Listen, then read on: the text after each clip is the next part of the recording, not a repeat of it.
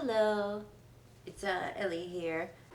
So recently, well, 6 months ago, I recently got into the whole.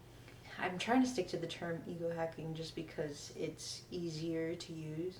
When I got into ego hacking, and the first thing I did was figure out what my personality type was, and as far as I knew, or as far as my friend knew, because my friend got into it first. Brandon in the videos. Brandon got into it first, and he typed me as an ENFP and himself as an INFJ. But as I recently found out, and I recently have been suspecting, I am not an ENFP. Um, so ENFP is Nephi Psi. Their core functions are primarily, because these are the introverted functions, the core functions are feeling and introverted sensing. Introverted feeling, introverted sensing. But since these are the introverted versions of both of these, that means that those are the core functions of sensing. I thought I thought that I was an ENFP. And it kind of made sense to me. But thinking back on it, I'm really not that emotional of a person, especially compared to other people that I come across. Though that's not my reason for saying it, I am using the interaction styles now. Um, the interaction styles are way more accurate to find your type. And we did, by the way, use the interaction styles at first. It was more just that, and this is something that both me and him are going to, make sure that we look over and know. It's more about the fact that I got the interaction styles correct, but there's another layer to it. Once you find the interaction styles, and Chase has this on his website. It's like a way prettier version. But once you find the interaction styles, which are here rather. Once you find the interaction styles, you figure out their row, and then you figure out their column by the temperaments. But that would require you to know in depth what the temperaments are and how to recognize them. So the temperaments are abstract, concrete, systematic, interest, pragmatic, and affiliative. I thought that since I liked people a lot, that I was affiliative. But there were a few problems with this. I kind of have a edgy kind of streak to me.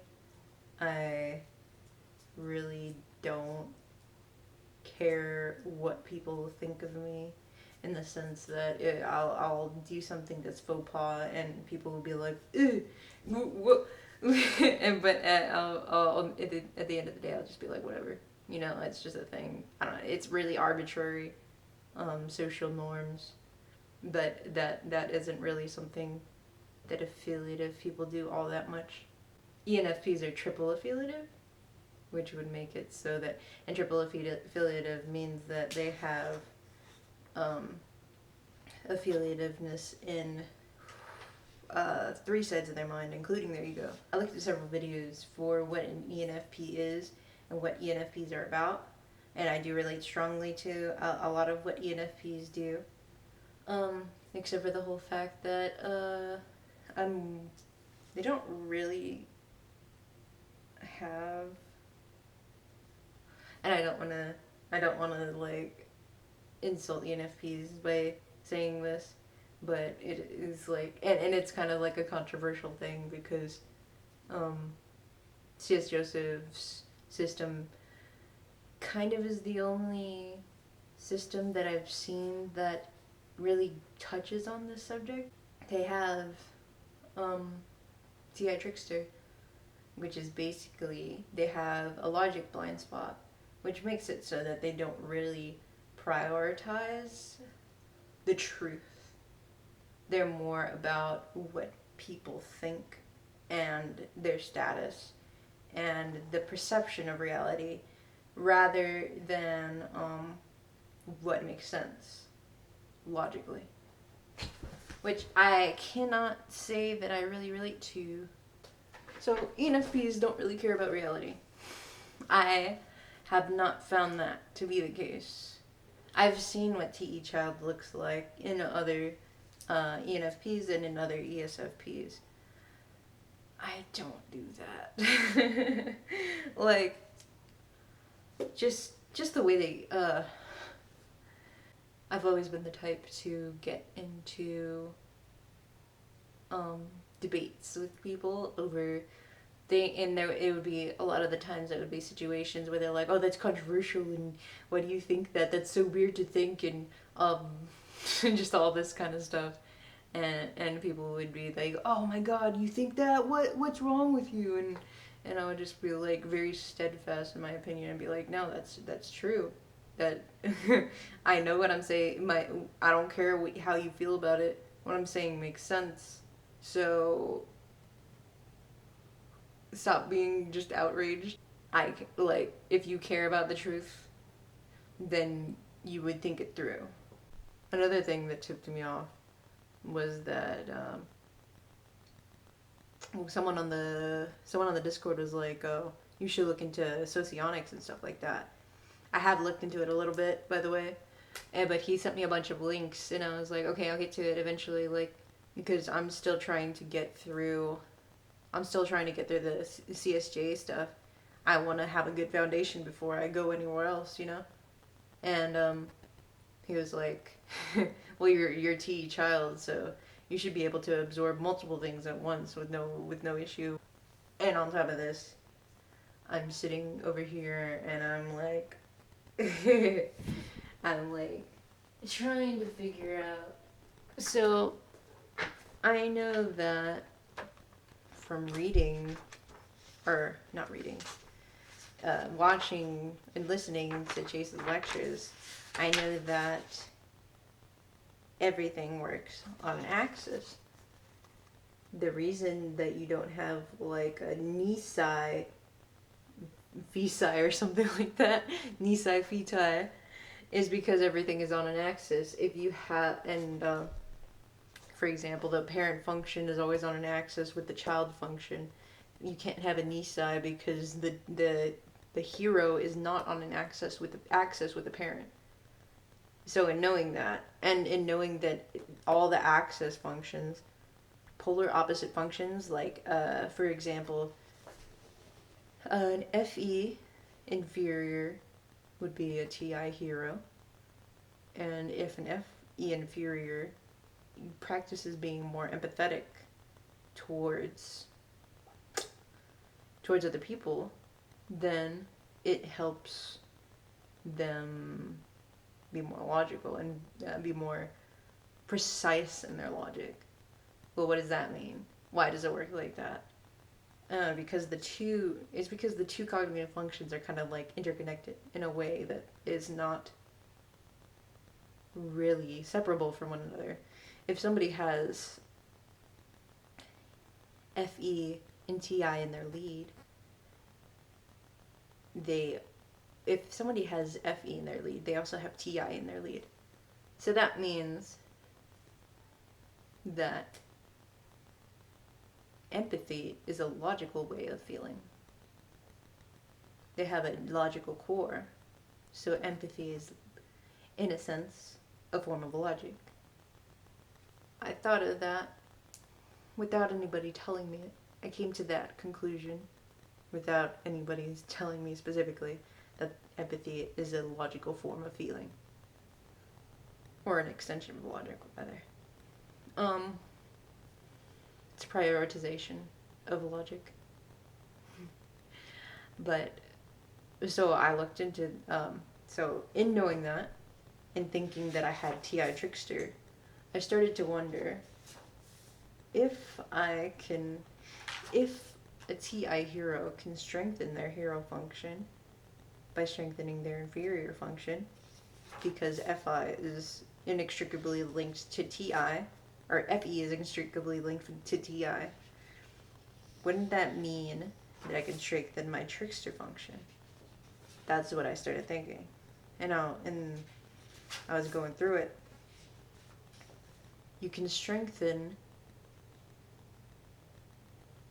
your parent, and your parent is on an axis with your child. So technically you can strengthen your child. The inverse functions of your child and your parent are your critic and your trickster. If you strengthen you can strengthen your critic, which strengthens your unconscious. So, if you strengthen your critic, can't you strengthen your trickster? That's what I was thinking. So I was like, if I practice being more empathetic to people, wouldn't I be strengthening my logic function? Because empathy is a logical way of feeling, and I can feel empathy. So doesn't that mean that I have some prioritization of logic? So then I'm thinking, aren't those logical thoughts that I'm having? And I just kept thinking and thinking and thinking about this, like, I'm always... And then I started watching myself more, and I'm like, I say if, then, therefore, a lot. Like, a lot. It's half of my dialogue. It's half of my speech.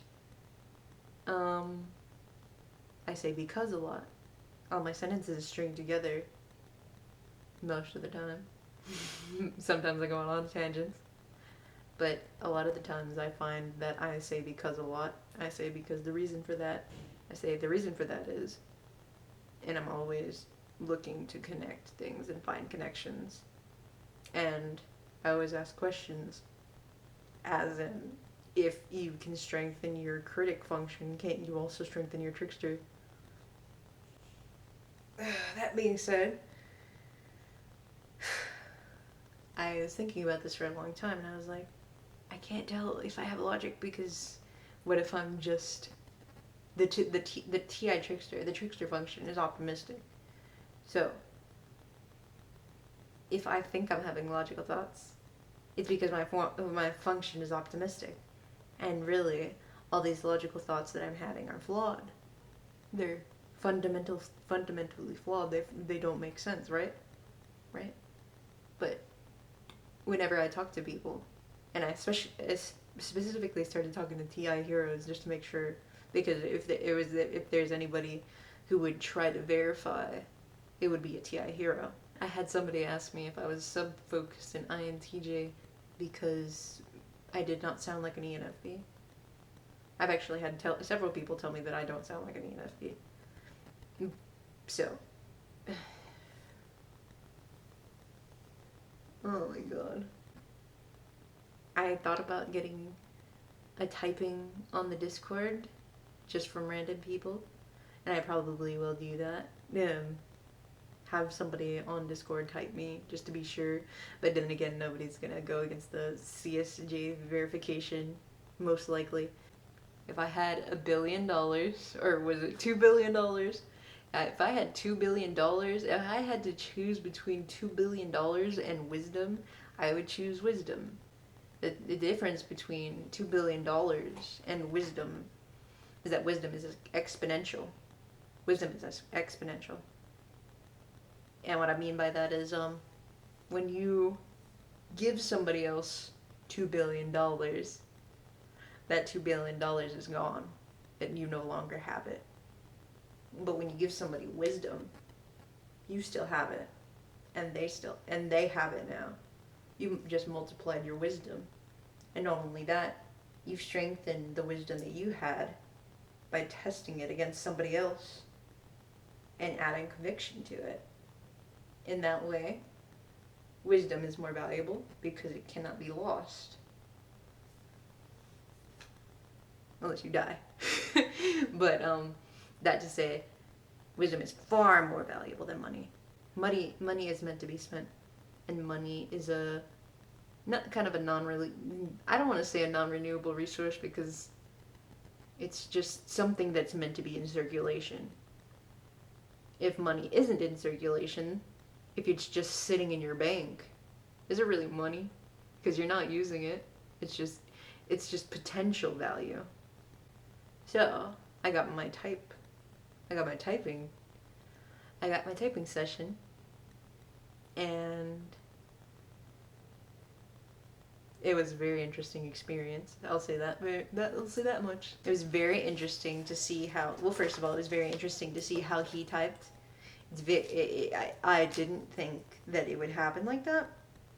I thought,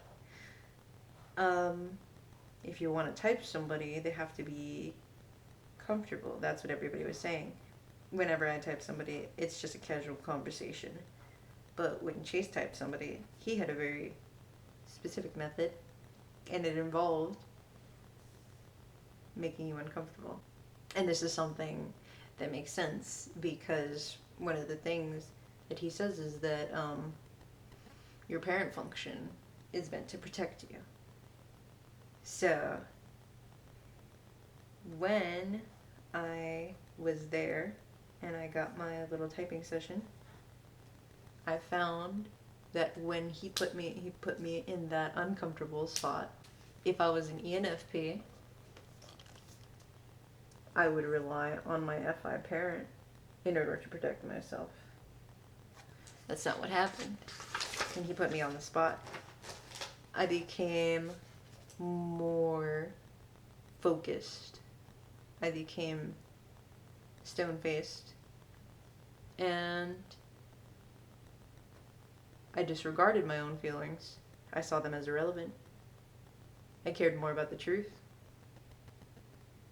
It was like he reached his hand into my soul and he was like, "Oh, look at that. There's your parent function. It's logic." So, I'm an ENTP. As CS sort of typed me. It was a good experience to think that like all things considered, it was a good experience to believe that I was an ENFP because your trickster is supposed to humble you. Me thinking that I had no prioritization or no like solid way to formulate logic for a temporary amount of time was a good thing. It was humbling. It made me more open-minded to other people's ideas. It made me second-guess everything that I believe or everything that I think is true. But it was very stressful to not think that anything that I was formulating in my head was being formulated correctly. And now that I know that I'm an ENTP, I don't have to... Well, I should still doubt myself, but I think I can be more confident in my conclusions. Since I know that I'm an ENTP now, I have to make sure that all my information is correct. And honestly, I've been meaning to go through all this because I wrote this a long time ago. And I have to make sure that it all makes sense and it all is like up to date on what I currently think and what I currently know. And it's always good to do that. It's always good to verify. And by the way, about the whole, because I am very convicted in my morals. Well, I mean, I don't think I have to do quotations, honestly, because the thing about it is, the thing about the trickster is that you can simulate it, or you can emulate it. Whatever phrase you want to use, they're basically the same. The way that I emulate morals, to my understanding, is that I have FE and SI here. FE to select, or rather, FE and SI makes it so that I can look at other people's morals, and depending on the experience that I've gotten from those morals, I can select which set of morals that I think logically is the best moral or best set of morals to have, as I have before. This is why I can convincingly say that something is right and wrong without much hesitation, because I am strongly convicted in those morals. So in that way, with these two functions, I cover my trickster. Which is why I thought I was an FI parent. But now that I know, now that I've got verification, it's a load off my mind, and I can move on with my channel, and I have a clear mind. I know I finally figured out what was going on, or rather I had some help. I'm glad to know, for sure, or with more certainty. We'll see. I might be wrong. Maybe Chase might be wrong, but it is his system, and if I'm going by his system. But this whole YouTube channel is about discussing theory and clashing ideas together, seeing how they work. So, good to know. I hope you enjoyed this video. I hope that it makes sense, because I kind of went all over the place and I'm kind of tired. But thanks for watching.